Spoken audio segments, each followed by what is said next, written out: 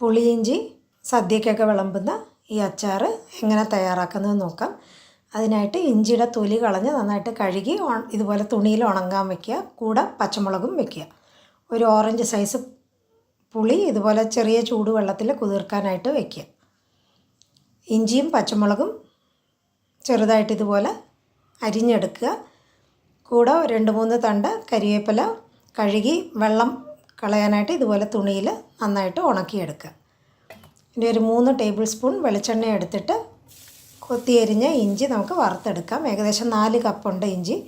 നന്നായിട്ട് ഇതുപോലെ മൂത്ത് വരുമ്പോൾ അതിലുള്ള എണ്ണ വാർന്നെടുക്കാനായിട്ട് ഒരു അരിപ്പ ഇതുപോലെ എടുക്കുന്നതായിരിക്കും നല്ലത്.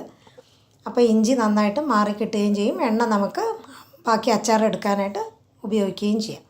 ഇഞ്ചി തണുക്കാനായിട്ട് മാറ്റി വയ്ക്കുക. അതിലൊരു 2 ടേബിൾ സ്പൂണും കൂടെ വെളിച്ചെണ്ണ ഒഴിച്ച് കടുകും ചുവന്ന മുളകും ഇട്ട് താളിച്ച് പച്ചമുളകും കരിവേപ്പിലയും ഒച്ചയടങ്ങുന്നത് വരെ മൂപ്പിച്ചെടുക്കുക. കൂടെ മഞ്ഞൾപ്പൊടിയും കായപ്പൊടിയും മുളക് പൊടിയും ചേർത്ത് ഒന്ന് മൂപ്പിച്ചെടുക്കുക. ഇതിലേക്ക് കരച്ച് വെച്ചിരിക്കുന്ന പുളിവെള്ളം അരിച്ച് വേണം ചേർക്കാനായിട്ട്. ഇത് അരിച്ച വെള്ളമാണ് എടുത്തിരിക്കുന്നത്. 5 കപ്പോളം ഉണ്ട്. ഈ സമയം കൊണ്ട് ഇഞ്ചി നന്നായിട്ട് തണുത്ത് കാണും. ഇതുപോലെ തരിതരിപ്പായിട്ട് ഒന്ന് പൊടിച്ച് മാറ്റി വയ്ക്കുക. നന്നായിട്ട് തിളച്ച് വരുമ്പം അതിലേക്ക് സ്വാദിന് ആവശ്യമുള്ള ഉപ്പും ഏകദേശം 1 കപ്പ് ശർക്കരയും പൊടിച്ച ഇഞ്ചിയും കൂടെ ചേർത്ത് നന്നായിട്ട് തിളപ്പിച്ച് കുറുക്കിയെടുക്കുക. അപ്പോൾ മിക്സി കഴുകാനായിട്ട് അതേ പുളിവെള്ളം തന്നെ എടുക്കണം, വേറെ വെള്ളം എടുക്കരുത്. ഇതുപോലെ എണ്ണ നന്നായിട്ടും തെളിഞ്ഞ് വരുമ്പം ചാറും നന്നായിട്ട് കുറുകി വരുമ്പം ഇഞ്ചിക്കറി റെഡിയാവും.